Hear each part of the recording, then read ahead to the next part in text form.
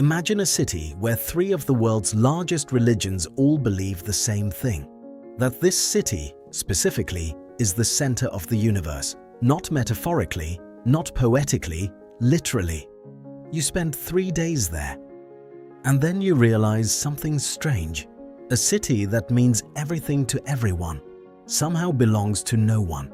Jerusalem has been destroyed at least 17 times, conquered, burned, razed, and rebuilt. By Egyptians, Assyrians, Babylonians, Persians, Greeks, Romans, Byzantines, Arabs, Crusaders, Mamluks, Ottomans, the British. And finally, in 1948, a brand new state that didn't exist the week before. Every civilization that ever touched it either tried to own it completely or erase it entirely. None succeeded. Because Jerusalem isn't just a city, it's an idea. And you cannot burn an idea. You can destroy the buildings, you can expel the people, you can rename the streets, tear down the temples, and build your own monuments on top of the rubble. But the meaning survives. It always survives. And that, more than anything else, is why Jerusalem is the most complicated place on earth. Not because of what it is, but because of what everyone believes it means. The old city of Jerusalem is less than 1 square kilometer. Inside that single square kilometer, you will find the Western Wall, the holiest site in Judaism, the last remnant of the Second Temple destroyed by Rome in 70 AD. 2,000 years later, people still press handwritten prayers into its cracks. Directly above it, the Temple Mount, the same ground where Jews believe the temple stood, where Abraham nearly sacrificed his son, where the world was created.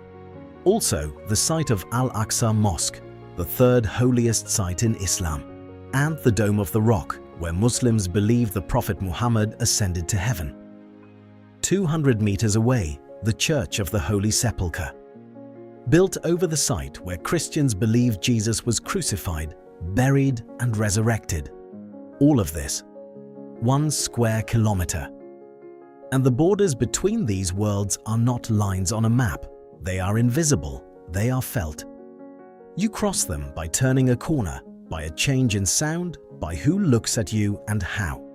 In the Jewish quarter, it is quiet and ordered. In the Muslim quarter, it is loud and alive. In the Christian quarter, it is crowded with pilgrims who flew 10 hours to stand in a specific doorway and weep. And beneath all of it, the same stone. The same ancient indifferent stone that has absorbed the prayers and the blood of every civilization that ever came here believing it was chosen. In 1947, the United Nations proposed dividing the land between Jewish and Arab populations. Jerusalem was too contested for either side. The UN proposed making it an international city, corpus separatum, a separate body belonging to no nation, administered by the world. In 1948, Israel declared independence. The Arab-Israeli war that followed ended with Jerusalem divided, Israel controlling the western half, Jordan controlling the east, including the Old City. Jews could not reach the Western Wall. For 19 years, the holiest site in Judaism was inaccessible to Jewish people. Then, in 1967, in 6 days, Israel captured East Jerusalem. The Western Wall was accessible again. Israel declared a unified Jerusalem its eternal capital. The international community largely did not recognize this. And the question the UN tried to defer in 1947, who does Jerusalem belong to, remains officially unanswered. Today, Israel governs the entire city. Palestinian residents of East Jerusalem hold a status that is neither full citizenship nor quite statelessness. Permanent residents of a country that annexed their neighborhood but never fully absorbed them. They can apply for citizenship. Very few do, because doing so feels, to many, like accepting something they were never asked to agree to. Meanwhile, settlements, Israeli residential developments, continue to expand in and around East Jerusalem. Each one is a fact on the ground. A quiet argument that the question is already being answered, one building at a time. No other city on earth generates this much international attention per square meter. When the United States moved its embassy to Jerusalem in 2018, recognizing it as Israel's capital, it triggered protests across dozens of countries. People died. Not in Jerusalem, but in Gaza, in the West Bank, in cities thousands of miles away that had never been within sight of its walls.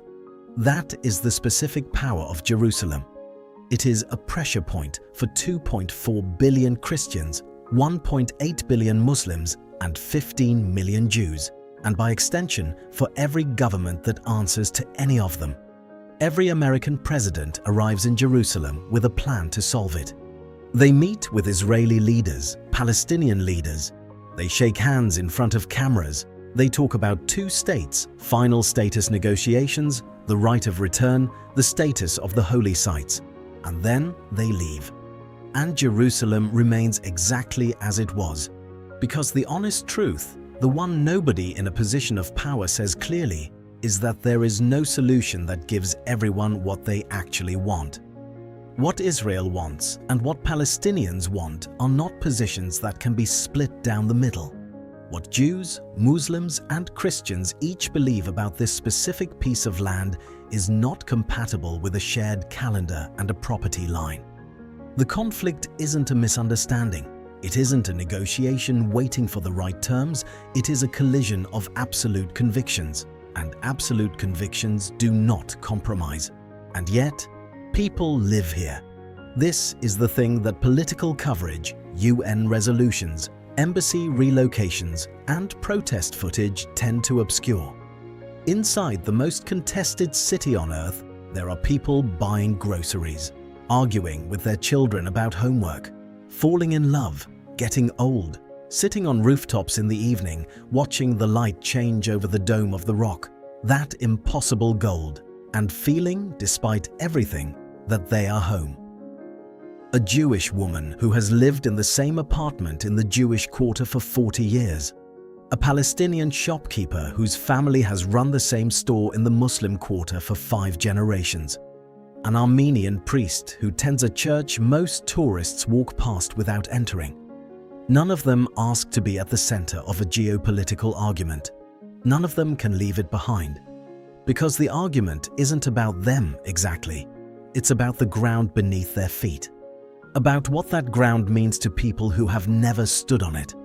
About the weight of a belief held by billions, pressing down on a city of fewer than 1 million.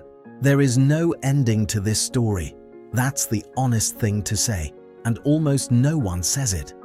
Every documentary ends with hope. Every political speech ends with a vision. 2 states, 1 state, international administration, a negotiated peace, a just solution, a final status agreement. Words that have been spoken so many times they have almost lost their shape. Jerusalem will not be solved, not because the people inside it are incapable of peace. Most of them are living it, quietly, every single day. But because Jerusalem stopped being just a city a very long time ago, it became a symbol. And symbols cannot be divided, they cannot be shared, they cannot be administered, they cannot be negotiated over a table by men in suits who fly home to a different city when the meeting is over. They can only be held. And in Jerusalem, everyone is holding on. 3 billion people, 1 square kilometer, all of them certain, none of them willing to let go.